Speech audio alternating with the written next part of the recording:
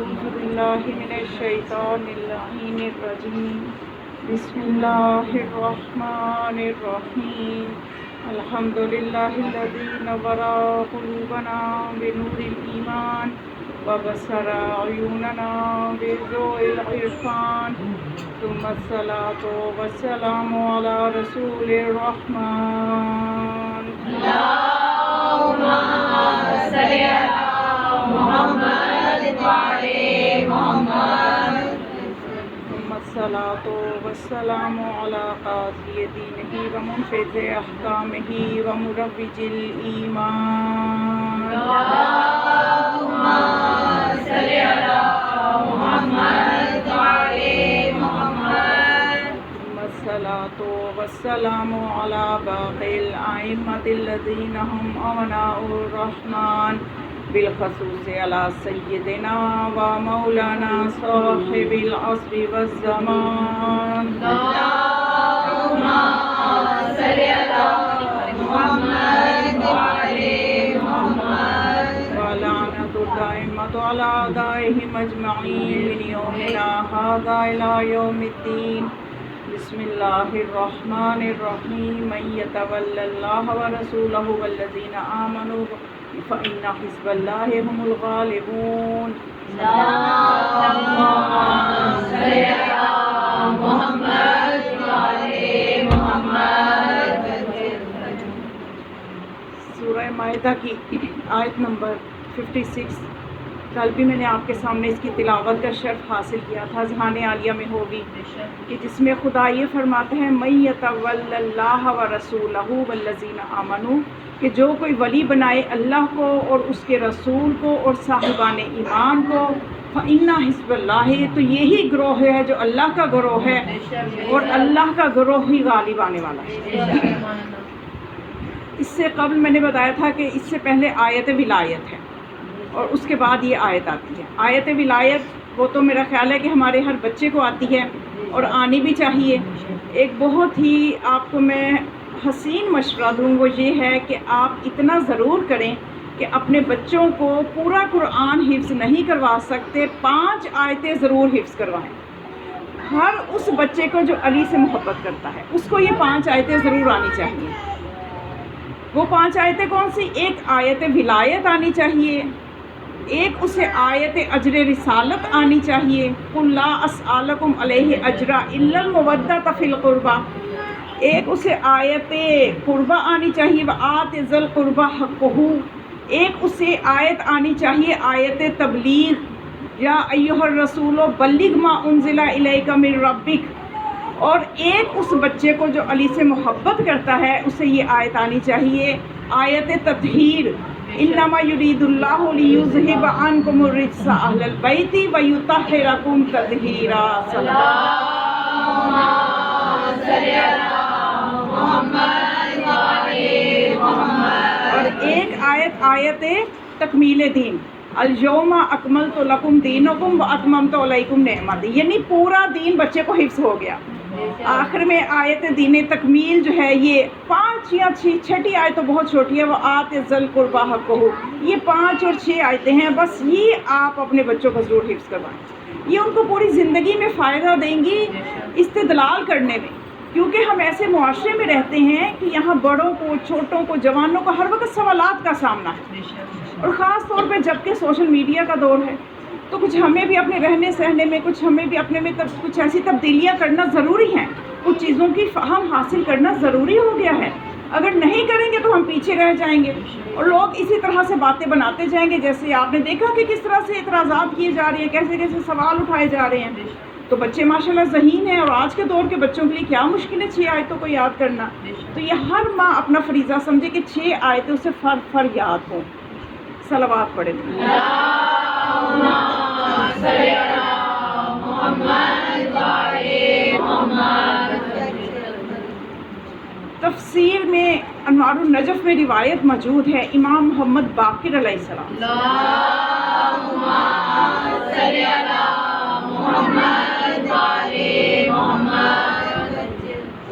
آیت ولایت کے حوالے سے روایت ہے کہ امام علیہ السلام فرماتے ہیں کہ ان سے روایت ہے کہ جب یہ یہودی ہے نا عبداللہ بن سلام اور ابن سوریہ، یہ یہودی تھے مشہور، اپنے وقت کے مشہور یہودی تھے، جب اسلام کی روشنی پھیلنا شروع ہوئی تو یہ جو دو یہودی تھے یہ بھی اسلام لے آئے، اور اسلام لانے کے بعد انہوں نے رسول خدا سے سوال کیا کہ یا رسول اللہ، جب ہم دیکھتے ہیں کہ جناب موسیٰ اس دنیا اپنے بعد وصی بنا کے جاتے ہیں، جب دنیا سے جاتے ہیں تو یوشع بن نون کو اپنا وصی بنا کے جاتے ہیں، تو آپ نے کس کو اپنا وصی بنایا؟ آج تک مسلمانوں میں یہی مسئلہ چل رہا ہے نا، اسی مسئلے پہ تو اتنے طبقے بن گئے ہیں، ہر کوئی اپنی زبان بول رہا ہے۔ تو حقیقتاً اگر میں کہتی ہوں آج کے مسلمان چاہے وہ کسی مسلک سے تعلق رکھتے ہیں، بس مسلمان ہونا شرط ہے، اگر مسلمان ہے تو صرف اپنی کتابیں پڑھ لیں، ہماری کتابیں نہ پڑھیں، ہم تو سب کی پڑھتے ہیں۔ آپ میرے پاس کلیکشن دیکھیں تو بخاری شریف، صحیح مسلم، ترمذی، ساری کلیکشن موجود ہے، ہم نے تو سب پڑھنی ہے، یہ صرف اپنی ہی پڑھ لیں، ہمارا پورا عقیدہ ان کی کتابوں میں موجود ہے۔ تو اب جب پوچھا ان یہودیوں نے کہ آپ کا وصی کون ہے، تو پھر رسول خدا نے اس وقت جب تشریف لے جا رہے تھے تو مسجد سے ایک سائل کو نکلتے ہوئے دیکھا، ایک سائل مسجد سے نکلا، سوال کرنے والا فقیر۔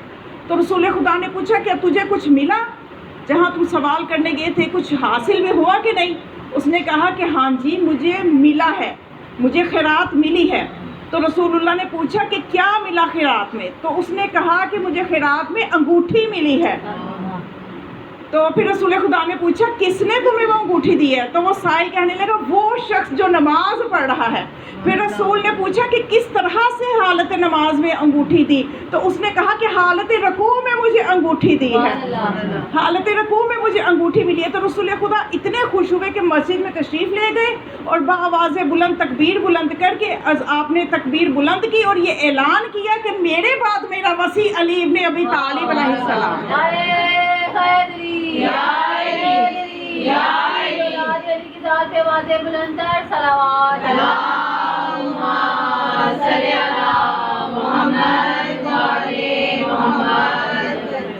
اور جب آپ نے یہ اعلان فرمایا، علی کی وصایت کا اعلان فرمایا، تو اس وقت پوری مسجد میں جتنے مسلمان تھے وہ اونچی آواز میں بولے رضیت باللہ ربم و بمحمد نبی و بعلی ولیٰ، کہ ہم راضی ہوئے کہ اللہ ہمارا رب ہے، محمد ہمارا نبی ہے اور علی ہمارا وصی ہے۔ صلوات پڑھے گئے۔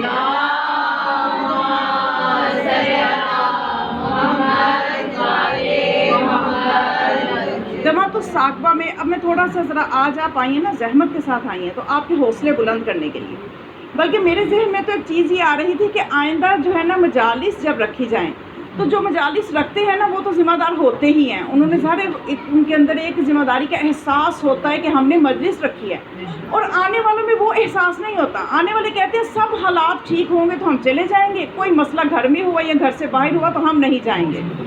تو یہ کوئی فائن وغیرہ کا کوئی سلسلہ ہونا چاہیے کہ آنے والے جب آ جائیں بھائی آپ بھی اتنی ذمہ داری لیں گے تو مجلس چلے گی نا، پڑھنے والے بھی موجود ہوں، نیاز کا بھی بندوبست ہو، سارا کچھ وہ اپنا گھر سارا سیٹ کر کے بیٹھے ہوں عزاداری کے حوالے سے۔ ظاہر دوسرا گھر تو پھر تھوڑا سا معافی دے اللہ، لیکن آپ بھی کرواتے ہیں مجالس، تھوڑا سا ڈسٹرب ہوتا ہے، سامان ادھر ادھر کر لیا، سارا کچھ کر لیا۔ تو جب کروانے والے میزبان اتنا کچھ کریں تو آنے والا بھی کچھ جرمانہ تو رکھیں کہ اگر وہ نہ آئے تو ان کو جرمانہ ہے، تاکہ پتہ چلے۔ ویسے ماشاءاللہ آپ باشعور ہیں، جرمانہ نہ بھی رکھیں، آپ اپنی ذمہ داری پوری کریں گے کہ جو آپ آج آ گئے ہیں بارش میں، تو امید ہے کہ آپ 5 دن تک یہاں پہ ذمہ داری ڈیوٹی، آپ کی ڈیوٹی آنا ہے، آپ نے اپنی ڈیوٹی دینی ہے، میں نے اپنی دینی ہے، ہر کسی نے اپنی اپنی ڈیوٹی دینی ہے۔ اور صرف یہ آپ کو بیدار کرنے کے لیے میں بتا رہی ہوں، یہ معمولی کام نہیں ہے جس کے لیے آپ آئیں، اس کو ہرگز بھی، بے شک آپ معمولی نہیں سمجھتے، لیکن معرفت کے لیے ایک روایت بیان کرنا چاہتی ہوں۔ دمۃ الثاقبہ میں یہ روایت جو ہے منتخب مقتل تریحی سے یہ روایت دمۃ الثاقبہ میں نقل کی گئی ہے کہ جناب موسیٰ نے اللہ سے سوال کیا کہ اے اللہ، جناب موسیٰ نے سوال کیا کہ اے اللہ یہ مجھے بتا کہ آخر جو محمد مصطفیٰ تیرا آخری نبی ہوگا، جو سردار انبیاء ہوگا، اس کی امت کو 10 فضیلتیں جو تو نے دی ہیں کس وجہ سے دی ہیں؟ یعنی آخری جو امت ہے اس کے فضائل ہم سنتے ہیں تو اس کو فضائل کیوں ملے ہیں؟ توجہ ہے، ہم بافضیلت امت ہیں. تو اب یہ فضیلتیں ہمیں کس وجہ سے ملی ہیں؟ تو خدا نے اپنے نبی کو یہ وحی کی، موسیٰ کو وحی کی کہ جو میرا آخری نبی ہوگا، جو انبیاء کا سردار خاتم النبیین ہوگا، اس کی امت کو جو میں نے فضیلتیں دی ہیں وہ 10 باتوں کی وجہ سے دی ہیں. وہ 10 باتیں کون سی ہیں؟ نماز، روزہ، زکوٰۃ، حج، جہاد، جماعت، جمعہ، قرآن، علم اور عاشورہ. اب جناب موسیٰ نے کہا کہ اے میرے پروردگار، یہ پہلی نو کو تو میں جانتا ہوں، یہ عاشورہ کیا ہے؟ مطلب یہ کہ جو پہلی نو ہے وہ موسیٰ کی امت میں بھی ہوں گی. تو اس کا مطلب کہ ہمارا جو امتیاز ہے فقط عاشورہ کی وجہ سے رہ جاتا ہے، عاشورہ کی وجہ سے بنتا ہے. ہمارا جو مقام بلند ہوتا ہے عاشورہ کی وجہ سے ہوتا ہے. تو پھر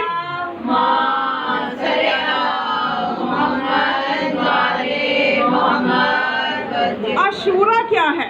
جناب موسیٰ نے سوال کیا. تو پھر خدا نے یہ بتایا، ذات احدیت نے یہ بتایا کہ عاشورہ جو ہے یہ میرے جو آخری نبی ہے اس کے نواسے کو بے دردی سے شہید کیا جائے گا، اور اس کے اوپر نوحہ کرنے، رونے والا، اور جس دن اس کو شہید کیا جائے گا اس دن کو عاشورہ کہتے ہیں، اور عاشورہ کہا جائے گا. اور اس دن کو منانے والے جو ہیں وہ میرے نزدیک اتنے محترم ہوں گے کہ جو میرے نبی کے نواسے پہ آہو بکا کرے گا، گریا کرے گا، اسے میں بغیر حساب کے جنت میں داخل کر دوں گا. کتنی آسان ہے جنت ہمارے لیے اگر ہمیں معرفت ہو جائے عزاداری کی.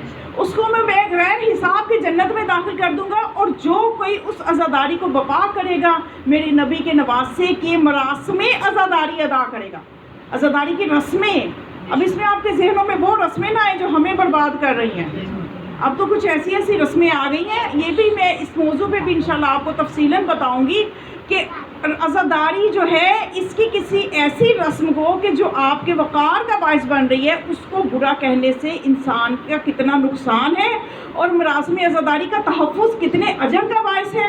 لیکن اس میں ہمیں تمیز کرنا ہوگی کہ اصل میں کون سی رسم جو ہے وہ عزاداری کے وقار کو بلند کر رہی ہے اور کون جو ہے ہمارے لیے آزمائش کا باعث بن رہی ہے. یہ ایک الگ موضوع ہے. لیکن خدا یہ فرماتا ہے کہ جو مراسم عزاداری کا تحفظ کرے گا، جو عزاداری کے لیے کوشش کرے گا، جو عزاداروں کو کھانا کھلائے گا، اور جو عزاداروں کے لیے جو ہے عزاداری کا انتظام کرے گا، ان کے لیے میں ان کے گناہوں کو معاف کر دوں گا، تمام گناہوں کو معاف کر دوں گا. اور جو آنسو بہائے گا اس کو 100 شہیدوں کا ثواب دوں گا. یعنی اتنا اجر اس عزاداری پہ رکھا گیا ہے. اور یہ تو خدا نے فرمایا. اس کے بعد ایک واقعہ مقتل تریحی سے ہی ایک واقعہ ہے جو آپ کو میں ہدیہ کرتی ہوں، آپ کی سماعتوں کے حوالے کرتی ہوں. آپ اس واقعہ کو کیسے سنیں گی، کس طرح سے قبول کریں گی، یہ آپ کی اپنی معرفت پہ ہے. تو واقعہ کچھ اس طرح سے ہے کہ اس کتاب میں مقتل تریحی میں دمت الثاقبہ میں یہ روایت پھر نقل کی ہے اس نے کہ ایک عزا خانہ تھا. عزادار وہاں پہ رہتے تھے، مجالس بپا کرتے تھے. گرمی سردی ہر موسم میں، ظاہر ہے محرم اسلامی مہینہ، یہ تو ہر موسم میں آئے گا، گرمی میں بھی آئے گا، بارشوں میں بھی آئے گا، سردی میں بھی آئے گا. اگر ہم اسی طرح سے نخرے کریں گے جی ہم نے سردی میں نہیں نکلنا، گرمی میں نہیں نکلنا، بارش میں نہیں نکلنا، تو پھر یہ عزاداری کا کیا رہ جائے گا. لیکن خدا کا شکر ہے کہ یہ عزاداری بڑھ رہی ہے. اس کا مطلب ہم اپنے مشن میں سچے ہیں، ہم اس مشن کو چلا رہے ہیں. وگرنہ یہ حقیقت ہے، میں آپ کو بتاؤں کہ ذکر حسین ہمارا محتاج نہیں ہے. اگر ہم سستی دکھا بھی دیں گے تو ذکر حسین نہیں رکے گا، بلکہ ذکر حسین کی وجہ سے ہم باقی ہیں، اس ذکر کی وجہ سے ہم باقی ہیں. تو واقعہ اس طرح سے ہے کہ وہ جو عزا خانہ تھا اس کے ساتھ جو ایک گھر تھا وہ ایک طوائف کا تھا. اور ہوا یہ کہ ایک مرتبہ مجلس ہو رہی تھی اور نیاز کے لیے باہر جو دیگیں پک رہی تھیں، اندر جو تھی گریہ ازاری میں مومنین مصروف تھے اور کسی کو علم نہ ہو سکا. وہ جو دیگیں تھیں ان کی آگ بجھ گئی اور ظاہر کھانا تو خراب ہو جائے گا، کچا رہ جائے گا. تو اب یہ جو طوائفہ تھی اس کو آگ کی ضرورت پڑی. اس کے گھر میں جو تھے وسائل نہیں تھے آگ جلانے کے، اس وقت اسباب موجود نہیں تھے. اس نے باہر جو دیکھا تو دیگوں کے نیچے آگ سلگ رہی تھی کہ ختم ہونے کے قریب تھی. اس نے اپنی منہ سے پھونکے مار مار کے ہمت کر کے اس سلگی ہوئی آگ کو تیز کر دیا، یہاں تک کہ وہ صحیح جلنے لگ گئی اور نیاز صحیح طریقے سے پکنا شروع ہو گئی اور یہ آگ لے کے گھر آ گئی. اب اس نے ان دیگوں کے لیے نہیں، اس نے اپنے مسئلے کے لیے کہ اس کو آگ کی ضرورت تھی، یہ آگ لے کے اپنے گھر آ گئی. تو گھر آ کے جب یہ اپنے گھر کے کاموں سے فارغ ہو کے سوئی خود یہ طوائفہ یہ واقعہ بتا رہے ہیں اور اس کے پڑوسی بھی گواہ ہیں، اور تاریخ کی 2 کتابوں کے حوالے میں نے آپ کو دے دیے ہیں۔ تو اب وہ جب سوئی تو وہ کہتی ہے کہ خواب میں میں نے دیکھا کہ محشر کا میدان ہے، نفسی نفسی ہے، اور کچھ میرے جیسے گناہ گاروں کو وہ کہتی ہے کہ کھینچ کے فرشتے جہنم کی طرف لے جا رہے ہیں۔ جب جہنم کی طرف کہتی ہے کہ مجھے لے کے جانے لگے تو ایک میں نے دیکھا حسین و جمیل باروب شخصیت نے فرشتوں کو آواز دی کہ رک جاؤ، اس کو جہنم میں نہ پھینکو۔ تو جب فرشتوں نے رکے اور پھر اس شخصیت سے پوچھا کہ آپ کو کیا مطلب کیوں اس کو روکا ہے آپ نے؟ ہم اس قابل تو نہیں ہے کہ ہم آپ کو تعارف کروائیں، آپ محتاج تعارف تو نہیں ہے، آپ بھی جانتے ہوگا۔ فرشتوں کو پتہ ہے وہ شخصیت کون ہے۔ فرشتوں نے اس شخصیت سے کہا آپ جانتے ہیں یہ خاتون کون ہے، لیکن اس کی شفاعت کی وجہ سمجھ میں نہیں آ رہی، اس کی شفاعت کی وجہ ہماری سمجھ میں نہیں آ رہی۔ گرچہ ہم اختیار تو نہیں رکھتے کہ ہم آپ پہ سوال کریں، لیکن اگر آپ کا حکم ہو، ہماری گزارش ہے کہ ہمیں بتا دیں کہ آپ اس کی سفارش کر کیوں رہے ہیں، اس کی شفاعت کر کیوں رہے ہیں۔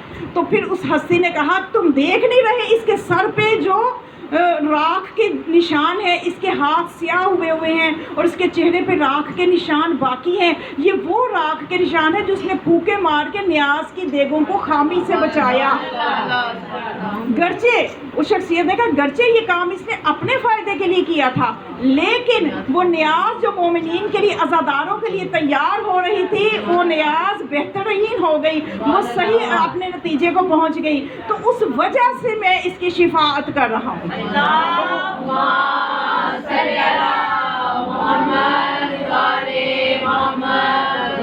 تو پھر وہ خاتون کہتی ہے، وہ عورت کہتی ہے کہ میں اس ہستی کی طرف متوجہ ہوئی اور میں نے کہا آپ کون ہستی ہیں کہ اس مشکل وقت میں آپ نے میرا ساتھ دیے، آپ کون ہیں، مجھے اپنا تعارف کروائیں۔ تو اس ہستی نے تعارف کروایا کہ میں فرزند علی الزہراء ہوں، میں حسین مظلوم ہوں۔ اور امام تو اتنا حق شفاعت رکھتے ہیں کہ امام کو حدیث اسلامی کیا لقب ملا اپنے نانا سے؟ شافع امتی، میری امت کے شفاعت کروانے والے بیٹے۔ تو یہ سب سے زیادہ شفاعت مولا حسین علیہ السلام کی وجہ سے ہوگی۔ اب وہ طائفہ کہتی ہے کہ میں نے اسی وقت استغفار کیا، توبہ کی، آئندہ برے کاموں سے میں نے توبہ کی، اور میں نے ان سے یہ کہا اس ہستی سے کہ آپ جیسی کریم ہستی سے بات کر کے اب میں کبھی بھی ایسا نہیں کر سکتی کسی گناہ گار کے منہ لگوں، میں کسی گناہ گار سے بات کرنا بھی پسند نہیں کر سکتی، آپ جیسے کریم ابن کریم سے جو میری بات ہو گئی۔ یعنی ان ہستیوں کی آپ سوچئے کہ ان کی کشش ایسی ہے کہ اس کے دل کو منقلب کر دیا، اس کے دماغ کو منقلب کر دیا کہ چاہے کوئی سالوں محنت کرتا تو وہ اس نتیجے تک نہ پہنچتی، لیکن اس ہستی کے ایک خواب میں آ جانے سے، یہ آپ تصرف کا اندازہ لگائیے، ان ہستیوں کے تصرفات کو سمجھنے کی، ان کی معرفت کی کوشش کیجیے۔ تو پھر وہ کہنے لگے کہ اسی وقت جب اس کی نیند کھلی وہ عزا خانے میں گئی، جا کے سب کو یہ واقعہ سنایا، گریا ازاری پہلے سے بھی زیادہ ہونے لگ گئی، اور سب کے سامنے اس نے توبہ کی کہ آئندہ میں اس فعل بد کو انجام نہیں دوں گی۔ تو میں بتانے کا مقصد یہ تھا کہ خدا اتنا نوازتا ہے جب آپ حسین کے لیے ایک قدم بھی بڑھاتے ہیں، اور خدا فرماتا ہے کہ جو عزاداری کے لیے خرچ کرتا ہے اس کے رزق کو میں 70 گنا بڑھا دیتا ہوں۔ جو عزاداروں کے لیے 1 درہم بھی خرچ کرتا ہے عزاداری پہ، مجلس پہ 1 درہم بھی، تو اس کا دنیا میں بھی ملتا ہے، اس کا آخرت میں بھی ملتا ہے۔ یہ نہ سمجھے کہ صرف دنیا میں نہ ملے گا آخرت پہ ملے گا، آخرت تو ادھار ہے، دنیا تو ہم موجود ہے سامنے۔ یہ بھی ایک نظریہ پایا جاتا ہے نا بھی جو یہیں پہ ہے وہی حاصل کرو، آخرت تو دیکھی جائے گی، وہ تو جب آئے گی نہیں۔ اللہ کہتا ہے میں دنیا میں بھی دیتا ہوں، دنیا میں ہی اس کو 70 گنا دیتا ہوں جتنا اس کا خرچ آتا ہے عزاداری۔ تو اس لیے مجالس کو اپنے گھروں میں برپا کریں، عزاداری کو مزید فروغ دیں، جتنا فروغ آپ دے سکتے ہیں۔ اور اس کے لیے میں آپ کو بتا دوں پیسے کی ضرورت نہیں ہے۔ مجھے بہت حیرت ہوتی ہے، میں بعض جگہوں پہ جاتی ہوں نا تو وہ ہم نے جی مجلس تھی، منت مانی تھی، کچھ مدد کرے، اب ہم کروا نہیں پا رہے تو آپ ہماری مدد کریں، اور ہم نے مجلس کروانی۔ بھئی یہ چیز تو مولا حسین نے منع کی ہے۔ اپنا تشخص برقرار رکھو، اپنی خودداری، اپنی انا کو سنبھال کے رکھو۔ یہ کیوں حسین کے نام پہ خود مانگتے ہو؟ جب آپ نے مجلس کی منت مانی اور آپ کی نیت نیک ہے، مولا نے پیسے آپ کے گھر بھیجنے ہیں۔ بے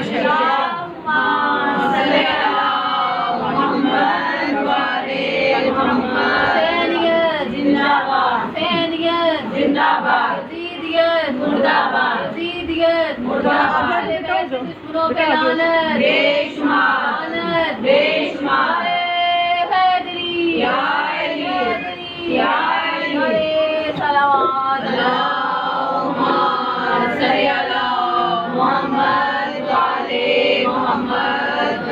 دیکھیں ماشاءاللہ سے اب آپ چل کے آئے ہیں تو آپ کے لیے کتنا اجر ہوگا، اور ایسے موسم میں آئے ہیں تو اس کا اجر عام دنوں کے اجر سے زیادہ ہے۔ یہ آپ تسلی رکھیں کہ آپ اس موسم میں آئے ہیں تو اس کا اجر کئی گنا بڑھ گیا ہے۔ بس ہمیں معرفت ہونی چاہیے کہ جس ذکر کے لیے ہم قدم اٹھا کے جا رہے ہیں وہ کتنا عظیم ذکر ہے۔ تو بس میں تھوڑا سا یہ آپ کو اندر بیدار کرنا چاہتی تھی۔ اس کے بعد اب میں آگے اسی سلسلے سے جوڑ رہی ہوں کہ آیت ولایت، یہ 5 آیتیں میں نے بتایا نا بچوں کو یاد ہونی چاہیے۔ تو یہ جو آیت ولایت جب پھر نازل ہوئی تو اس کے بعد مولا فرماتے ہیں کہ اس انگوٹھی کے بارے میں تفسیر برہان میں ملتا ہے، جو انگوٹھی مولا کائنات نے دی، اس پہ بھی میں ذرا روشنی ڈال دوں بچوں کے علم میں بھی اضافہ ہو جائے کہ وہ انگوٹھی کیسی تھی، کیسی کس طرح کی انگوٹھی تھی۔ تو تفسیر برہان میں امام علیہ السلام سے مروی ہے کہ وہ امام جعفر صادق علیہ السلام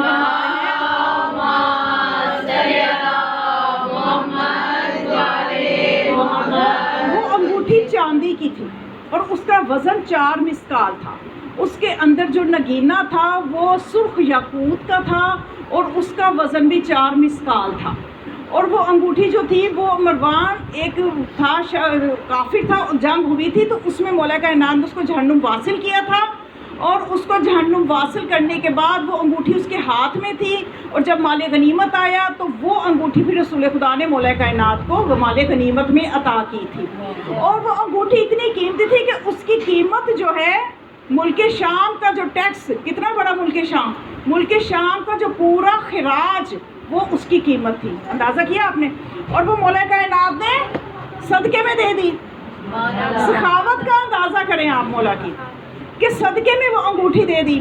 اور اس کے بارے میں غزالی یہ لکھتا ہے، اہل سنت کا محقق وہ یہ لکھتا ہے کہ وہ انگوٹھی جو تھی وہ سلیمان بن داود کی تھی، پھر تو اور زیادہ قیمتی ہو گئی، یعنی کتنی قیمتی انگوٹھی تھی جو دی۔ تو اب آپ یہ سوچئے کہ اعتراض کرنے والوں کی بھی ذہنیت کا اندازہ لگائیے۔ وہ یہ کہتے ہیں کہ مولا کائنات پہ ان دنوں میں آپ پڑھتے ہیں نا کہ حالات کس طرح کے تھے، گھر میں فاقے کاٹے جا رہے ہیں۔ توجہ رکھیں آپ میری طرف، صلوات پڑھیں۔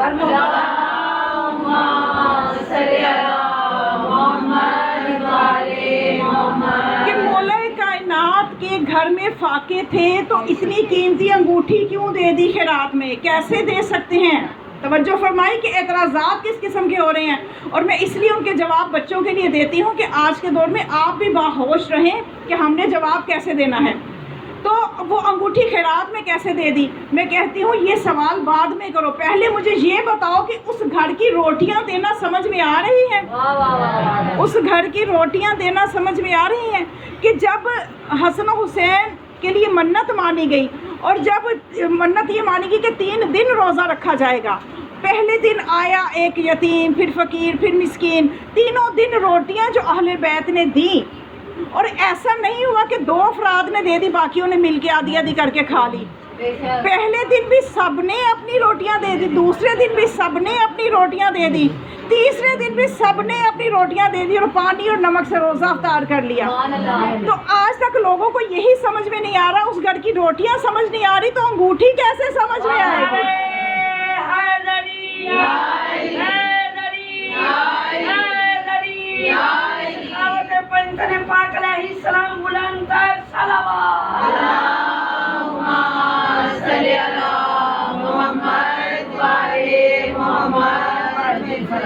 تو اب کوئی شک نہ کرنا کہ انگوٹھی دینے پہ آیت کیسے اتر آئی۔ اس گھرانے والے تو روٹیاں صدقے میں دے دیں تو آیتیں اتر آتی ہیں، تو اگر انگوٹھی صدقے میں دیں گے تو آیتیں ولایت کیوں نہ آئے گی ان کے لیے؟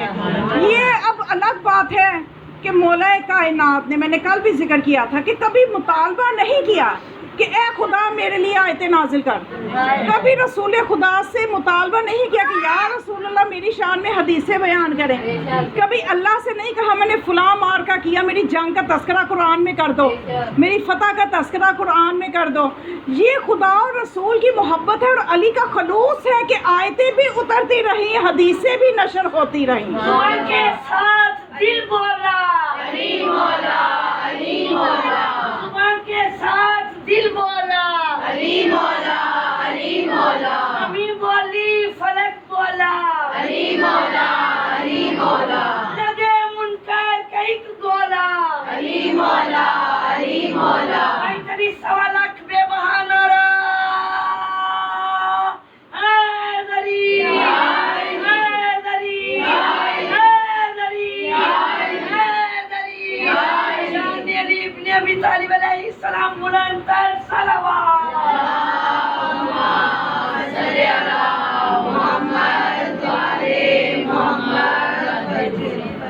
تو مومنات یہ اصل چیز ہے جس پہ ہمیں توجہ دینے کی ضرورت ہے کہ ہم نے یہ جو مولا کائنات کی ولایت پہ اعتراض کر رہے ہیں، ولایت پہ اعتراض کر رہے ہیں، انہیں ولایت کا یہی نہیں پتا کہ واو کے اوپر زیر آئے گی کہ زبر آئے گی، زیر زبر کو بھی نہیں جانتے، اور بس ولایت کا ایک شور و غوغا منا رہے ہیں، اٹھا رہے ہیں کہ یہ علی ولی اللہ، علی ولی اللہ کیسے کہہ دیتے ہیں. یہ تو خود اپنی کتابوں میں پڑھے تو جا بجا لکھا ہوا ہے کہ علی اللہ کا ولی ہے، علی اللہ کا ولی ہے. تو میں نے کل بھی آپ سے ذکر کیا تھا کہ آخر مولا کائنات جو ہیں انہوں نے مطالبہ کبھی نہیں کیا، لیکن خدا اور رسول کا انتخاب علی ہیں، خدا اور رسول کا انتخاب علی ہیں، اور اس لیے خدا آیتیں نازل کرتا رہا، رسول حدیثیں نشر کرتا رہا، کیونکہ علی کے خلوص اور علی کی معرفت خدا کو ہے یا رسول کو ہے. اس لیے رسول نے کہہ دیا تھا یا علی لا عرفک الا اللہ وانا، کہ اے علی تیری معرفت سوائے میرے اور اللہ کے کسی کو ہے نہیں. اللہ کا نام بڑا بلند ہے جو ہمارے علی کو ولی بنا رہے. نعرہ تکبیر، اللہ اکبر، نعرہ رسالت، یا رسول اللہ، نعرہ حیدری، حیدری، بارہ امام جہاں معصوم علیہ السلام بلند تر صلوات. اللہم صلی علی محمد وعلی محمد. کچھ لوگ ہوتے ہیں جو مجلس کی رونق ہوتے ہیں، مجلس کا ماحول بدل جاتا ہے. ان کی صحت و سلامتی کے لیے بھی ایک صلوات.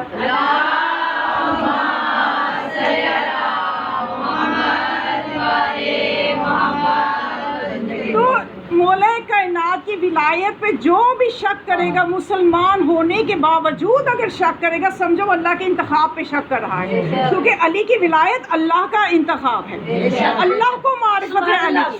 اگر یہی معرفت مسلمانوں کو ہو جاتی تو آج اتنے فرقے نہ بنتے. آج فرقہ کس وجہ سے ہے کہ مولا کو پہچانا ہی کسی نے نہیں ہے.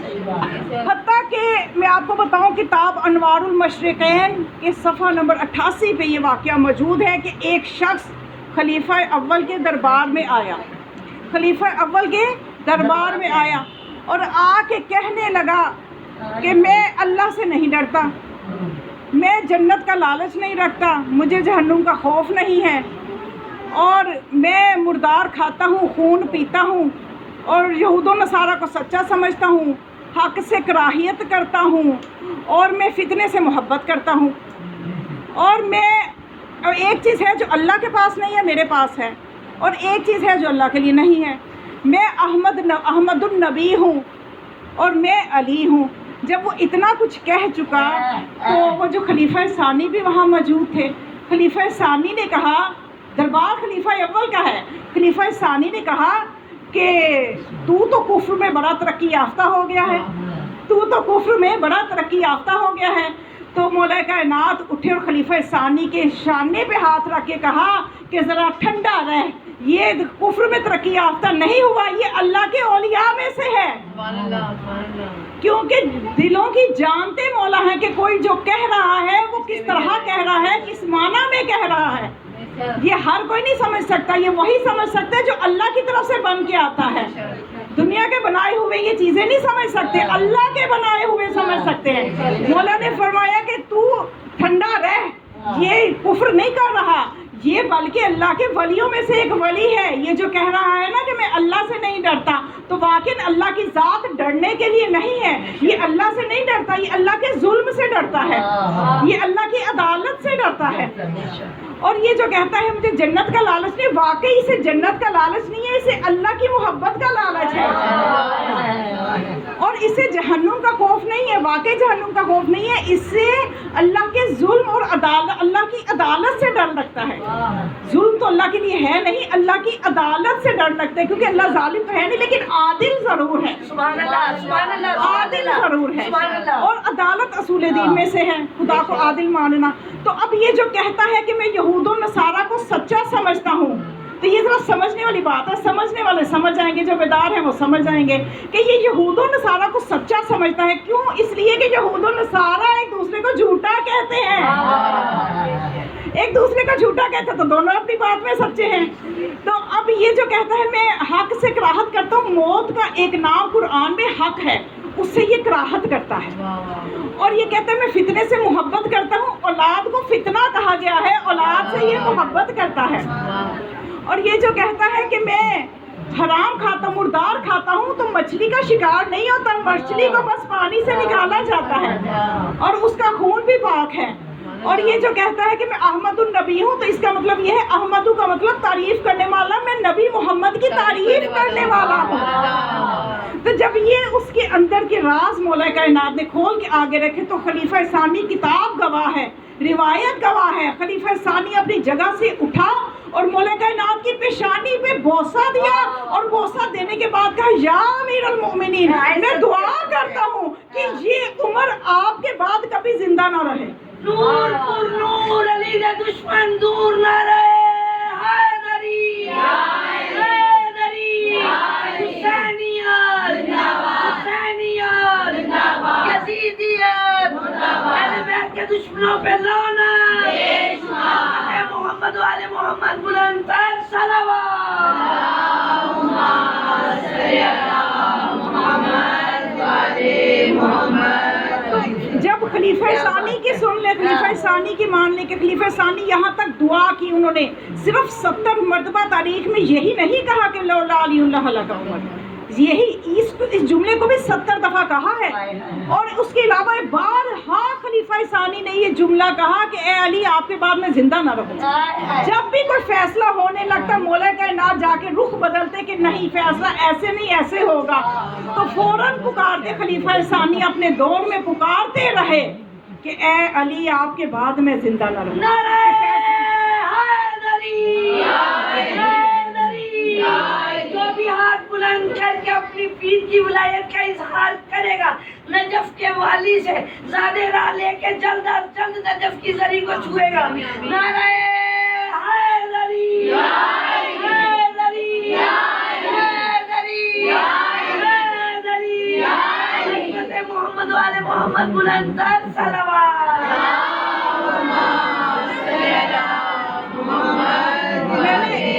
کل بھی میں نے عرض کیا تھا کہ یہ شیطان سب سے بڑا دشمن ہے ولایت کا، اور شیطان سب سے بڑا ولایت کا دشمن کیوں ہے میں نے یہ بھی آپ کو کل بتایا تھا، آپ کے ذہن عالیہ میں ہوگا کہ شیطان سب سے بڑا ولایت کا دشمن ہے۔ اور کیوں دشمن ہے؟ کیونکہ وہ سمجھتا ہے کہ جن قلوب میں ولایت کا نور چمک رہا ہے، اعمال انہی کے قبول ہیں، اور جن کے اعمال قبول ہیں انہی کا شیطان دشمن ہے۔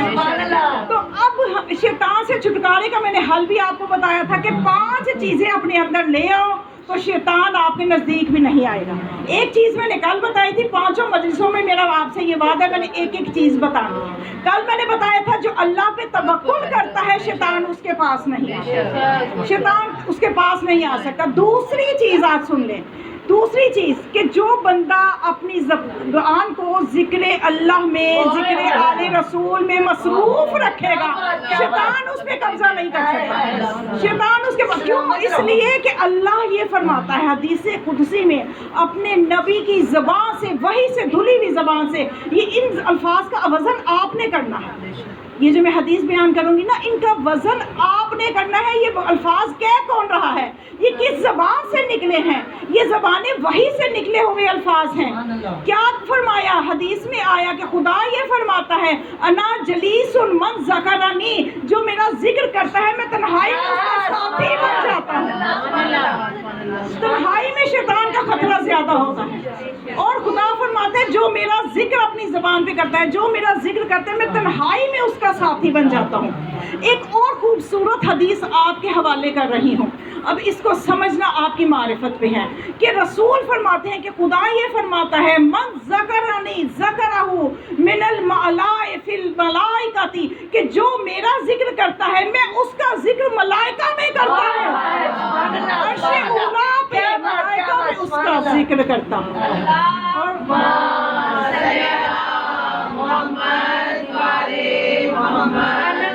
صاحبہ کی صحت اور سلامتی کے لیے، اس گھر میں خوشیوں کی برسات کے لیے، اور مولا جتنے کمانے والے ہیں ان کی زندگی تندرستی کے لیے بآواز بلند صلوات اللہم صلی علی محمد وعلی محمد۔ آپ کی محبت کے پیش نظر، آپ کے شوق اور جذبے کے پیش نظر میں چند ورد آپ کو بتاتی ہوں جو میں نے ایجاد نہیں کی۔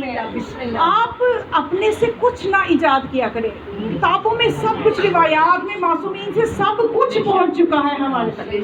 تو میں آپ کو چند ورد بتاتی ہوں کہ رسول خدا یہ فرماتے ہیں کہ ہم اگر چاہتے ہیں کہ ہمارا ذکر اللہ اپنے فرشتوں میں، عرش کی مخلوق میں ہمارا ذکر کرے، تو آپ بس مشکل کام نہیں ہے، اس کے لیے بے شک مصلی نہ بچھائیں، بے شک آپ وضو نہ کریں، نہ آپ نے وضو کیا، بس آپ کچن میں اپنا ہنڈیاں پکا رہی ہیں یا مشین میں کپڑے ڈالے ہوئے ہیں وہ دھو رہی ہیں، ٹھیک ہے، ظاہر ہے میں بھی یہ کام کرتی ہوں، مجھے پتہ نہیں انسان کا ذہن کب فارغ ہوتا ہے، تو اس میں آپ نے ادھر ادھر کا کچھ نہیں سوچنا کہ فلاں نے مجھے یہ کہا، اسی کو لے کے کوستے رہے، اپنی طبیعت بھی خراب کرے اور اپنا عمل نامہ بھی خراب کرے، دنیا بھی خراب، آخرت بھی خراب۔ اچھا اس نے کہا تو کیوں کہا، اب میں اسے کیا کہوں، ابھی مجھے کہاں مل سکتی ہے کہ میں ذرا ان چیزوں کو چھوڑ دیں۔ آپ ان سارے کام یہ دیکھیں، اس کے لیے آپ نے وقت بھی نہیں نکالا، میں نے آپ سے نہیں کہا کہ آپ الگ مصلی بچھائیں، الگ وقت نکالیں، نہیں، جھاڑو لگاتے ہوئے، مشین چلاتے ہوئے، برتن کچن میں کام کرتے ہوئے آپ سب سے قیمتی کلمہ جو رسول نے فرمایا وہ یہ ہے، یہ 4 کلمے سبحان اللہ والحمد للہ ولا الہ الا اللہ واللہ اکبر، یہ تسبیح اربع پڑھتے جائیں۔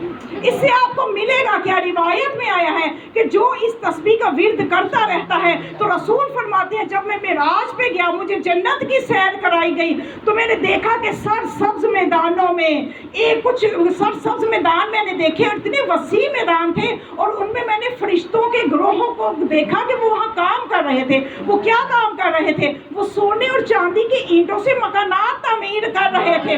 تو میں نے فرشتوں سے پوچھا کہ یہ مکانات تم تعمیر کر رہے ہو اور درمیان میں رک جاتے ہو، یعنی تعمیر کرتے کرتے رک جاتے ہیں، پھر سے تعمیر شروع کر دیتے ہیں، پھر سے رک جاتے ہیں، تو میں نے فرشتوں سے پوچھا کہ یہ کیا کام ہے کہ تم تعمیر اتنے خوبصورت مکان کر رہے ہو اور رک جاتے ہو؟ تو وہ فرشتوں نے یہ کہا کہ جب ہمارے پاس سامان تعمیر آتا ہے تعمیر شروع کر دیتے ہیں، جب اللہ کا مومن بندہ سبحان اللہ والحمد للہ ولا الہ الا اللہ واللہ اکبر کہتا رہتا ہے ہم تعمیر کرتے رہتے ہیں، جب وہ چپ ہو جاتا ہے ہم تعمیر روک دیتے ہیں۔ نعرہ تکبیر، اللہ اکبر، نعرہ رسالت، نعرہ حیدری، حیدری، حیدری، حضرت محمد والے محمد بلند تر صلوات اللہم صلی علی محمد وعلی محمد۔ ذرا ہاتھ بلند کرے، کون کون یہ وظیفہ شروع کر رہا ہے؟ میں تو کر رہا ہوں۔ ماشاءاللہ ماشاءاللہ، سارے ہاتھ بلند ہیں، سب کی صحت و سلامتی کے لیے صلوات۔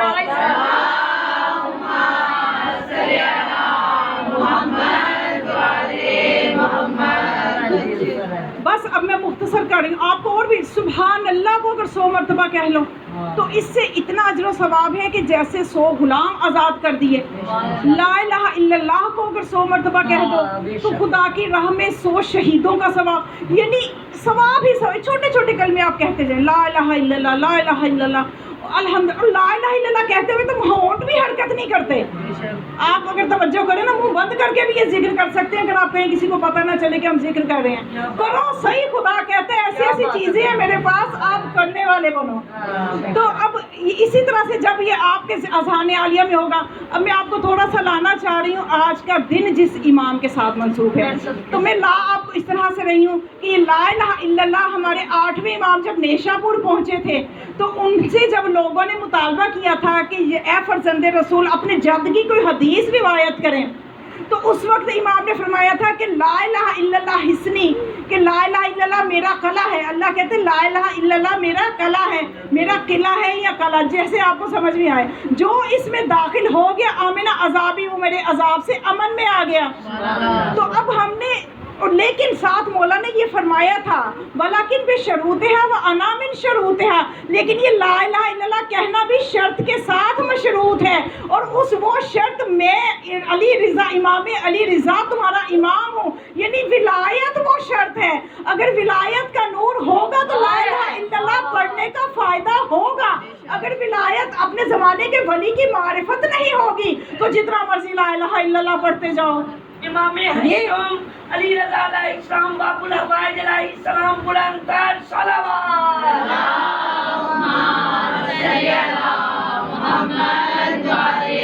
تو بس آج کے دن کا حق ادا کرنے کے لیے میں چاہتی ہوں کہ آپ کو زمانے کے ولی، اس وقت جو ہمارے زمانے کے امام ہیں، امام زمانہ علیہ السلام، جن کے ساتھ ہی جمعے کا دن، محمد صلوات.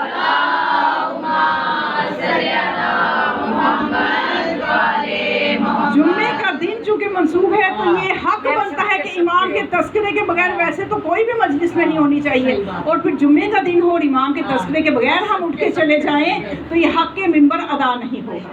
تو زمانے کے ولی کی معرفت کے بغیر لا الہ الا اللہ کوئی فائدہ نہیں دے گا. آج میں دیکھ رہی ہوں کہ امام کے ظہور کا زمانہ، جب روایات کو پڑھا جائے، جب دور حاضر کے جو عرفاء ہیں ان کی باتوں کو سنا جائے، ان کی کتابوں کو پڑھا جائے، تو وہ یہ بابانگے درا وہ یہ کہہ رہے ہیں کہ آپ لوگ یقین رکھو کہ زمانے کا امام آنے والا ہے، ظہور امام بہت نزدیک ہے. آپ امام زمان علیہ السلام صحت و سلامتی، امام زمان علیہ السلام امام کے ظہور کی تعجیل کے لیے بآواز بلند صلوات.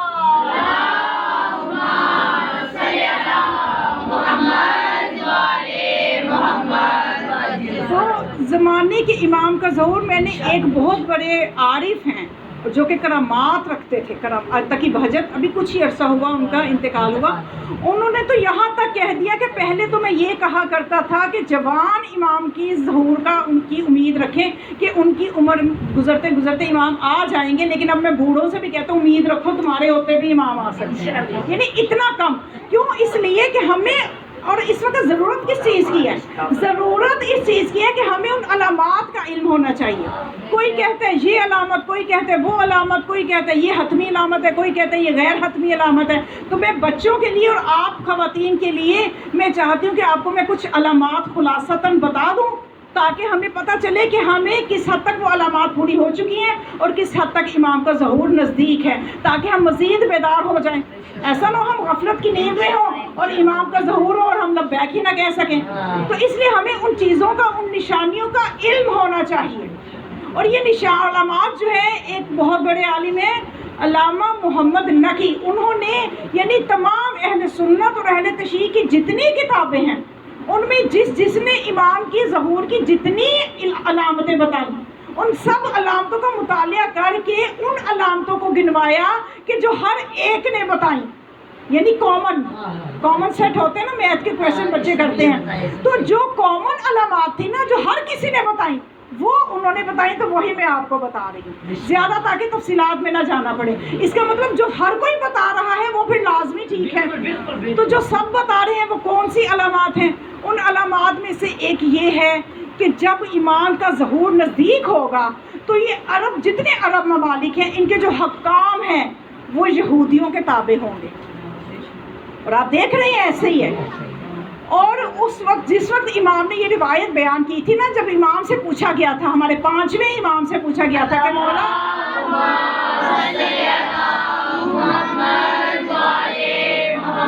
دیکھیے، یہ جو میں علامات بتا رہی ہوں آپ کے لیے تو پکی پکائی کھیر ہے. آپ نے وہ ساری کتابیں تو نہیں پڑھنی، آپ کو تو نچوڑ مل رہے. اب اس کو بھی آپ دھیان سے نہ سنیں تو پھر میں دعا ہی کر سکتی ہوں اپنے حق میں بھی اور آپ کے حق میں بھی. تو ہمیں اب ان علامات کو، دونوں کان اللہ نے اس لیے نہیں دیے ایک سے سنو دوسرے سے نکالو، اللہ نے اس لیے دیے کہ دونوں سے سنو اور دماغ میں بٹھاؤ اور دل میں اتارو اور عمل سے ظاہر کرو. تو یہ علامات ہمیں سمجھنی ہیں بیدار ہو کے. جہاں ہم ہر دوسری چیزوں کے لیے کان کھڑے رکھتے ہیں نا, اچھا آج کون سا فیشن چل رہا ہے, کون سی چیز چل رہی ہے, تو اس طرح سے برانڈ, بڑے نام برانڈ کے ہوئے وہ کئیوں کو یاد ہوتے ہیں, فلاں فلاں نام تو بڑے آ گئے. تو بہرحال آپ نے ان علامات کو سیریس ہو کے سننا ہے. یہ وقت کے امام کا ذکر ہو رہا ہے. تو وہ علامات کیا ہے کہ مولا نے فرمایا کہ جب ہمارے آخری فرزند, جب ہمارے قائد کا ظہور ہونے لگے گا تو کچھ ہی عرصہ پہلے کا زمانہ ایسا ہوگا کہ عرب ممالک جتنے بھی ہیں ان کے جو حکمران ہیں وہ سب کے سب دشمن امام ہوں گے, یہود و نصارہ کے تابع ہوں گے. اور جو ان کی عوام ہوگی, ان میں سے بھی اکثر امام کے دشمن ہوں گے. امام کے لشکر میں بہت کم ہے جو ان میں سے شامل ہوں گے. تو وہاں امام ظاہر ہے مدینہ میں بیٹھ کے یہ روایت بیان کر رہے ہیں, مدینہ میں بیٹھ کے کر رہے ہیں, تو وہ سارے عرب تھے سننے والے. تو جو اس وقت کے عرب تھے وہ دل ملا اٹھے, وہ پریشان ہو گئے کہ مولا کیا ایسا زمانہ آئے گا کہ عربوں میں سے کوئی ساتھ نہیں دے گا, کیا عرب دشمن ہو جائیں گے؟ اور پھر مولا نے فرمایا ہاں عربوں میں کوئی بھی ساتھ دینے کو تیار نہیں ہوگا. اور پھر ایک شخص تو کھڑا ہو گیا اور اٹھ کے کہنے لگا مولا ابن رسول اللہ, کیا آپ بتائیے کہ امام کو جو سب سے بڑی رکاوٹ ہوگی یہ عرب رکاوٹ بن جائیں گے؟ تو مولا نے فرمایا بالکل تم صحیح پہنچے ہو, یہ عرب کے حکام اور عرب کی عوام یہ سب سے بڑی مشکل ہوں گے امام کے لیے. تو دیکھیے وہ زمانہ کھل کے سامنے آ گیا. اب تو یہ جو بن سلمان ہے وہ واضح فتوے دے رہا ہے کہ اگر ایران اپنے امام مہدی کے آنے کی تیاری کر رہے ہیں تو ہم بھی کر رہے ہیں. یعنی اب تو نفاق کھل کے سامنے آ گیا. کبھی یہ باتیں چھپی تھی, اب کوئی بات چھپی ہوئی نہیں ہے, تو ہمیں بھی کوئی بات چھپانی نہیں ہے. یہ ہے وہ ایک نشانی جو کہ ہر ایک نے بیان کی. دوسری نشانی یہ بتائی کہ جو مصر ہے وہاں پہ کچھ لوگوں میں بیداری پیدا ہوگی, اور مولا نے فرمایا مصر ہمارا ممبر بنے گا اور ہمارے قائم کا ممبر بن جائے گا. وہاں پہ ایک گروہ میں ایسی بیداری آ جائے گی. تو لوگوں نے پوچھا کہ یبنا رسول اللہ ممبر سے کیا مراد ہے؟ مولا نے فرمایا ہمارا مورچہ بنے گا, وہاں سے کچھ لوگ بیدار ہوں گے. اور پھر فرمایا کہ یمن سے ایک یمانی قیام کرے گا. یہ بھی نشانی قریب قریب یمن میں بھی بیداری ہو جائے گی. یمن بھی ہمارے چاہنے والے, دیکھیے ایک وقت تھا کہ یمن میں تشیع نہیں تھی, آج یمن میں کتنی زیادہ تشیع پھیل چکی ہے. تو اس وقت یہ باتیں لوگوں کو عجیب لگ رہی تھی. اور پھر بتایا کہ جو ہے ایران کے بارے میں فرمایا کہ یہاں ہمارے محب پیدا ہوں گے, یہاں ہمارے محب پیدا ہوں گے اور وہ ساتھ دینے والے ہوں گے اپنے زمانے کے امام کا. تو لوگ حیران ہوئے کیونکہ اس وقت ایران کی حالت پتہ کیا تھی؟ جب یہ روایت بیان ہو رہی تھی ایران کی حالت یہ تھی کہ رضا پہلوی اور اس ٹائپ کے لوگوں کی حکومتیں چلی آ رہی تھی, اور سارے کے سارے یہودیت اور اس کے تابع تھے, عیسائیت کے تابع تھے. تو اس وقت یہ روایتیں بہت لوگوں میں جب بیان کی جاتی تھی لوگ حیران ہوتے تھے کہ ایسی روایتیں سچ ثابت ہو جائیں گی. جیسے آج آپ حیران ہو کے سنتے ہیں نا, تو وہ ایسی روایتیں سچ ثابت ہو جائیں گی. تو واقعہ دیکھیے انقلاب سے 5 سال پہلے کا زمانہ سوچیے کہ جب یہ روایت کتاب لکھی گئی, لوگوں کو روایتیں لوگوں نے پڑھی تو وہ ایک دوسرے سے پوچھتے تھے کہ ایسا ہو جائے گا. تو واقعہ آج دیکھ لیے ویسا ہو گیا. تو پھر امام کے پاس ایک شخص تھا جو کیونکہ ہمارے چھٹے امام کے جو شاگرد ہیں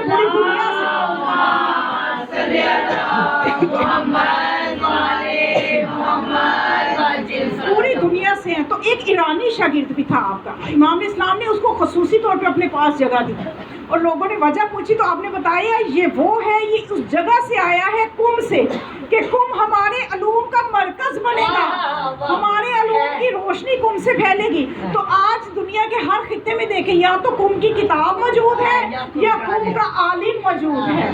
تو یہ مولا نے نشانیاں بتائیں کہ یہ وہ چیزیں ہیں, ان کو غور کریں. تو یہ اس وقت, اور عراق کے بارے میں کیا نشانیاں بتائیں کہ عراق کے بارے میں یاد رکھنا, مولا نے فرمایا کہ عراق میں ظہور امام سے پہلے تک کوئی بھی اچھی حکومت نہیں آ سکتی.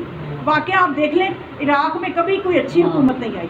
اور پھر آپ نے فرمایا دوسری بات یہ ہوگی قریب قریب جب ظہور ہوگا کہ عراق کے لوگ انتہائی خوف میں مبتلا ہو جائیں گے. ابھی یہ ہوئے بھی گزشتہ زمانے میں جب امریکہ نے اٹیکس کیے, اور مزید ان کا خوف بڑھ جائے گا. پھر بتایا کہ عراق میں بصرہ جو ہے, بصرہ کی زمین دھنس جائے گی. اور پھر نشانی یہ بتائی کہ عراق میں اتنی بھوک بڑھ جائے گی, افلاس اتنا بڑھ جائے گا, لوگ اپنی اولاد تک کو بیچ کے کھانے کا بندوبست کر رہے ہوں گے. اور یہ صورتحال بن رہی ہے دنیا کی ایسی ہی. یہ تو وہ نشانیاں تھیں نا جو کہ غیر حتمی جن کو کہا جاتا ہے, جن کو عمومی نشانیاں کہا جاتا ہے. اب وہ نشانیاں سنیے میرے سے کہ جو کنفرم بالکل نزدیک کے زمانے میں ہونے والی ہیں. اب ہم دیکھتے ہیں کہ یہ نشانیاں کس حد تک طے پا چکی ہیں, کس حد تک انجام کو پہنچ چکی ہیں, انجام پا چکی ہیں. اب ہم دیکھتے ہیں کہ وہ نشانیاں کون سی ہیں. تو یہ بھی انہوں نے ہی بتائی پوری ریسرچ کر کے. حتمی نشانیاں جو کہ سب نے لکھی کامن, وہ یہ نشانیاں ہیں کہ سب سے پہلے یعنی قریب کے زمانے میں دجال جو ہے وہ قیام کرے گا. دجال, اور دجال کیا کرے گا کہ دجال کی ایک آنکھ ہوگی اور اس کے ایک پاؤں ایک میل لمبا یا ایک گز لمبا ہوگا. اس کا دایاں ہاتھ مشرق میں ہوگا تو بایاں مغرب میں ہوگا. اب آپ یہ پہلی نشانی میں بتا رہی ہوں, کل 8 نشانیاں. ابھی میں پہلی نشانی ذرا سمجھا دوں. اب آپ کے ذہن میں آ رہا ہوگا کہ یہ اتنا وسیع اتنا بڑا کوئی ہوگا تو چلو چاہے ایک آنکھ انسان, ایک شخصیت آپ کے ذہن میں بن رہی ہے. اس شخصیت کو اور اس کو ایک یہودیہ جنم دے گی. یہ کیسے ڈیلیور ہو سکتا ہے اتنا بڑا انسان؟ کیا یہ ممکن ہے؟ مستورات موجود ہیں کہ جس کا ایک میل لمبا پاؤں ہی ہوگا. تو یہ اصل میں بتانا یہ مقصود ہے امام کا کہ یہ کوئی شخصیت نہیں سمجھنا اس کو. دجال کوئی شخصیت نہیں ہے, دجال ایک سسٹم ہے. اور یہودیہ اس کی ماں ہوگی, مطلب یہ کہ یہودی اس سسٹم کو وضع کریں گے. اور وہ دجال میں آپ کو بتاؤں یہ نشانی پوری ہو چکی ہے, ہمارے گھروں تک آ چکے ہیں. دجال ہمارے اور کتنا وسیع اور عریض ہے. مشرق اور مغرب میں کہاں تک یہ سگنل پھیلے اور کس قدر بے حیائی پھیل رہی ہے. یہ انٹرنیٹ کا جو سسٹم ہے, یہ جو وائی فائی کا سسٹم ہے, یہ کہاں تک نہیں چلا گیا. اور کیا کچھ اس پہ نہیں دیکھا جا رہا. ایک آپ نہ دیکھیں میں نہ دیکھوں تو کیا پورا جہان نہیں دیکھ رہا؟ دیکھ رہے ہوں گے. کیا کیا دیکھ رہے ہیں؟ یہ دجال ہی ہے. اور اس کی نشانی جو یہ بتائی نا کہ مولا علی نے فرمایا کہ اس کی ایک آنکھ ہوگی اور وہ چمکتی ہوگی. مولا نے یہ بھی ساتھ فرمایا روشن آنکھ ہوگی. تو دیکھیں یہ کیسی روشنی دنیا کو دے رہا ہے. دنیا کی آنکھیں چندی آ رہی ہیں, لوگوں کی نظریں بدل گئی ہیں. اتنی اس کی روشنی ہے کہ ہر کوئی اسی کی طرف لپتا جا رہا ہے, ہر کوئی اسی کی طرف کشش لے رہا ہے. تو اور فساد مولا نے یہ فرمایا نہ صرف چمکے گی بلکہ اس میں خون بھی ہوگا. تو دیکھیے خون خرابے کا کتنا باعث بن رہا ہے یہ میڈیا, کتنا خون خرابہ, جھوٹی خبریں پھیلا کے خون خرابہ اور فساد پھیل رہا ہے. تو دجال کے انتظار میں نہ رہیے کہ وہ ایک بندہ پیدا ہوگا اس طرح کا. آپ یہ سوچئے, فکر کیجئے, دجال والی نشانی پوری ہو چکی ہے. دجال آ چکے ہیں, ہمارے گھروں تک آ چکے ہیں. اچھا یہ ہے وہ قریب کی نشانی. اب اندازہ کیجئے ظہور کتنا نزدیک ہے. اور قریب کی نشانیوں میں مولا نے بتایا کہ یمن سے ایک یمنی قیام کرے گا. یمن پہ اتنا ظلم ہوگا کہ ایک یمنی قیام کرے گا. ایک خراسان سے ایک سید قیام کرے گا. اور یہ یمنی اور خراسانی آپس میں متحد ہو جائیں گے. اور عراق پہ عثمان بن انفسہ کی حکومت قائم ہو جائے گی, عثمان نامی بندے کی. اور جب مولا فرماتے ہیں یہ عثمان نامی بندے کی حکومت عراق میں قائم ہو جائے تو اس کے 9ویں مہینے کے آخری دنوں میں میرے قائم کا ظہور ہوگا. کتنا کم اور کتنا کم وقت رہ جائے گا اس کے بعد. اور پھر آپ نے فرمایا ایک نفس زکیہ, یہ حتمی نشانی ہے جو بہت قریب دنوں میں مولا فرماتے ہیں ایک نفس زکیہ حسنی سید کو قتل کیا جائے گا. اور اس کے قتل کے 15ویں دن میرے قائم کا ظہور ہو جائے گا. 15ویں دن یعنی صرف 15 دن رہ جائیں گے جب وہ نفس زکیہ قتل ہوگا رکن اور مقام کے درمیان طواف کرتے ہوئے بیت اللہ کا. اور پھر یہ جو ایک سفیانی خروج کرے گا یہ بھی حتمی نشانیوں میں سے ہے. اور جو سفیانی اتنا ظالم ہوگا, وہ اتنا ظلم کرے گا کہ وہ جہاں بھی جائے گا مومنوں کو قتل کرے گا, علی والوں کو قتل کرے گا. کہ یہاں تک کہ وہ اتنے قتل کرے گا کہ اس کے قتل اور ظلم کے نتیجے میں یمن سے یمنی قیام کرے گا, خراسان سے خراسانی قیام, جو میں نے شروع میں ذکر کیا. یہ قیام کر کے متحد ہو جائیں گے اور اس کے خلاف جنگ کریں گے اور امام کے لشکر میں شامل ہوں گے. اور پھر اللہ کا جلال ایسا آئے گا اس سفیانی اور اس کے لشکر پہ کہ جب یہ شام سے قیام کرے گا, خروج کرے گا شام سے, تو جب یہ مکہ کی طرف آ رہا ہوگا امام سے جنگ کرنے کے لیے تو اللہ کے جلال کا شکار ہو جائے گا. بیدا کی زمین جو کہ مکہ مدینہ کے درمیان ہے, اس بیدا کی زمین میں وہ اس کا لشکر دھنس جائے گا, وہ بھی دھنس جائے گا, اس کا لشکر بھی دھنس جائے گا. اور پھر جو پکی نشانی ہے امام کے ظہور کی کہ ایک آسمانی ندا آئے گی کہ وہ کیا ہوگی, اس میں روایات 3 قسم کی ملتی ہیں. ایک روایت ملتی ہے کہ وہ آواز یہ ہوگی جاء الحق وزهق الباطل ان الباطل کان زہوقا، حق آ گیا باطل چلا گیا. بے شک باطل جانے کے لیے تھا. آپ لگتے ہیں یہاں تو بہت ڈر گئے ہیں اور یہاں تو قرآن وہ کتاب ہے گزر سے انقلاب ہے، قرآن وہ کتاب ہے گزر سے انقلاب ہے. علی کا طرز زندگی منافقت کی موت ہے، علی کا طرز زندگی منافقت کی موت ہے. ہماری درسگاہ کربلا کربلا، حق کا سیدھا راستہ کربلا کربلا، حق کا سیدھا راستہ کربلا کربلا. نعرہ حیدری یا علی یا علی یا علی مدد حق ہے.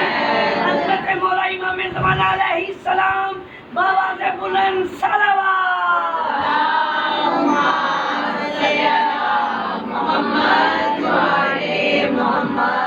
یہ سب چیزیں اگر آپ محفوظ کرنا چاہتی ہیں تو میں نے آپ کو پہلے بھی بتایا تھا، میں نے ایک چینل بنایا ہوا ہے، اس کو آپ سب اپنے رشتہ داروں میں ہر جگہ پھیلائیں تاکہ یہ نالج ہر جگہ پھیلے. آپ کا بھی توسط اندر آ جائے گا، آپ کے وسیلے سے پھیلے گا تو آپ بھی ثواب میں شریک ہو جائیں گی. بس آپ نے یوٹیوب پہ جا کے سیدہ زینب عمران لکھنا ہے تو لبیک یا حسین کے نام سے وہ چینل آ جائے گا. اس کو آپ نے خود بھی دیکھا کرنا ہے اور سب جو جگہ شیئر کریں. تو یہ ساری معلومات آپ کو اس چینل پہ بھی ملیں گی، اس لیے کہ یہ مجالس میں اپلوڈ کر رہی ہوں ساتھ ساتھ. تو اب یہ امام علیہ السلام کے ظہور کا میں آپ کو بتا رہی تھی کہ قریب کی نشانیاں، ایک آواز آئے گی اور وہ آواز یا تو یہ کہہ رہی ہوگی جاء الحق زہق الباطل ان الباطل کان زہوقا، اور یا وہ آواز یہ کہہ رہی ہوگی کہ الا ان علی حق و شیعہ، کہ آگاہ ہو جاؤ کہ علی برحق ہے اور اس کے شیعہ برحق ہے. اور یا وہ آواز نعرہ حیدری حیدری حیدری یا امام المنتظر یا امام المنتظر اور سے دستار اجر اور سے خون حسین امام زمان علیہ السلام صحت و سلامتی امام زمان علیہ السلام امام کے ظہور کی تعجیل کے لیے بآواز بلند صلوات.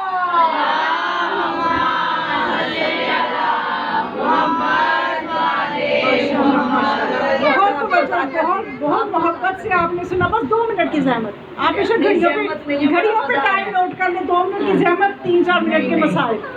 تو بس میں آخری نتیجے تک آپ کو لے جو 2-3 نشانیاں رہ گئی ہیں کہ ایک تو یہ آواز آئے گی اور ایک تیسری آواز کی بھی روایات میں ملتا ہے کہ تیسری آواز یہ آئے گی کہ منجی بشریت امام مہدی تشریف لا چکے ہیں، آگاہ ہو جاؤ اور بیدار ہو جاؤ.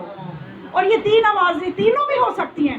علماء کہتے ہیں کہ تینوں بھی ہو سکتی ہیں، تینوں میں سے کوئی ایک بھی ہو سکتی ہے. بہرحال آپ آوازیں یاد کر لیں کہ ایسی کوئی آواز آئے تو سمجھیے کہ ظہور ہو گیا.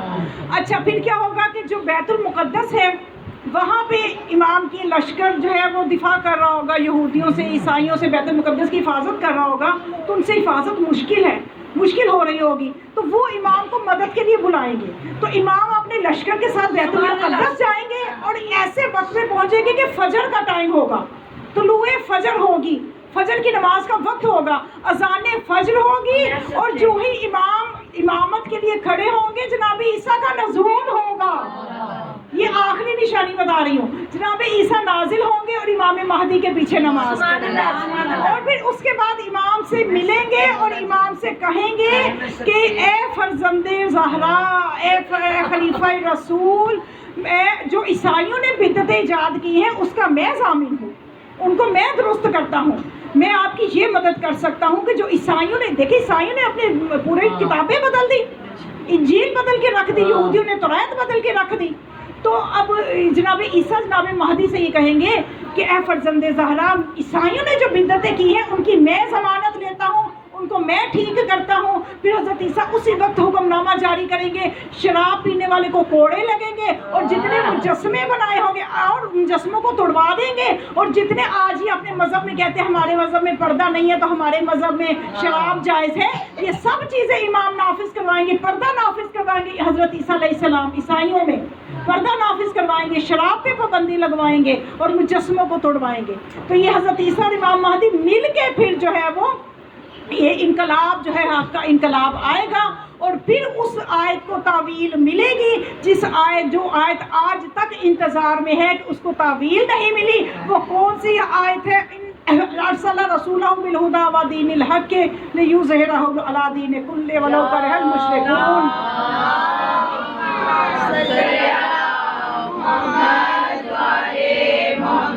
दुनिया ने जब शोर मचा रखा है, दुनिया ने जब शोर मचा रखा है और मस्जिद अक्सा पे भी कब्जा जमा रखा है, तौहीद बचानी है अगर अल्लाह, तौहीद बचानी है अगर अल्लाह पेज से पर्दे में छुपा रखा है। या इमाम अल-मुंतज़र,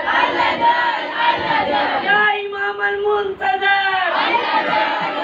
या इमाम अल-मुंतज़र, इमाम ज़माना की सेहतयाबी के लिए, जल्द सुकून के लिए बाबा से बुलंद सलावत।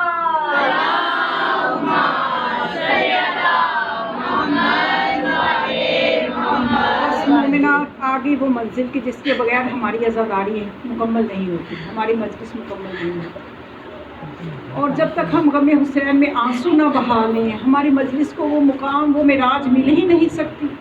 और ये आंसू आपके मामूली नहीं हैं, ये आंसू जनाब सैयदा अपने रुमाल में लेने के लिए आती हैं, और ये मौला हुसैन के गमों का, उनके ज़ख्मों का मरहम बनते हैं ये आंसू। तो मोमिनात आज बस पुरसा देना है जनाब सैयदा को, उनके हुसैन और उनकी शहादत का, और उनकी आल पे जो मुसीबतें आई, जो मुसीबतें जनाब ज़हरा की बेटियों ने कूफा और शाम के बाज़ारों में उठाई। मैं कहती हूँ कि आज अगर हमें एक जुमला, जो जुमले जनाब सैयदा ने सुने, उनमें से एक जुमला भी सुनने को मिले तो हम बर्दाश्त नहीं कर सकते, एक जुमला भी बर्दाश्त नहीं कर सकते। लेकिन नबीज़ादियाँ क्या क्या सुनती रही, क्या क्या सुनती रही, और कैसे कैसे लोगों से सुनती रही। मोमिना ज़रा तसव्वुर तो कीजिए कि ज़ैनब व उम्मे कुलसूम जैसी लाडों में पली हुई बेटियाँ क्या क्या सुनती रही कि जब बाज़ारे शाम में शिम्र ने ये कहा कि मैं हूँ जो बुलंद नेज़े वाला हूँ, मैं हूँ कातिल औसिया के वसी के बेटे का, मैं हूँ वो कि जिसने हुसैन को कत्ल किया है। जब वो इस तरह का फ़ख्र कर रहा था ना शिमर, तो जनाब ज़ैनब ने एक दफ़ा मदीने की तरफ रुख करके कहा, वाह मोहम्मद